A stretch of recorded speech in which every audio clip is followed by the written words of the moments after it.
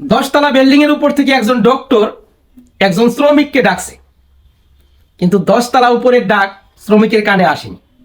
সেজন্য সে ডক্টর ভাবলো যে আমি কিছু টাকা ফেলে দেই, তাই সে টাকা নিয়ে উপর দিকে তাকাবে, তার সাথে আমি কিছু কথা বলবো।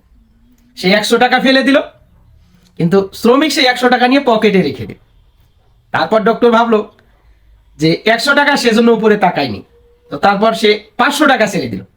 সেই 500 টাকাটাও নিয়ে শ্রমিক পকেটে রেখে দিল। তারপর সে কি করলো, একটা ইটের টুকরা নিয়ে তার দিকে ছুঁড়ে মারলো। যখন তার গায়ে লাগছে তখন সে উপর দিকে তাকাইছে। তো যখন আঘাত লাগে সে তখন উপরে তাকায়। তো বান্দাকে তেমনি আল্লাহ তাআলা যত টাকা পয়সা ধন দৌলত দেখ, তখন আল্লাহর নাম ভুলে যায়। যখন কিছু আঘাত করে না, তখন আল্লাহর দিকে তাকিয়ে বলে, হে আল্লাহ, তুমি আমার কষ্ট তুলে নাও, আমাকে সুখ দাও, আমাকে শান্তি দাও। আমার কথার সাথে যদি আপনারা একমত হন, তাহলে ভিডিওটা শেয়ার করে পাশে থাকবেন।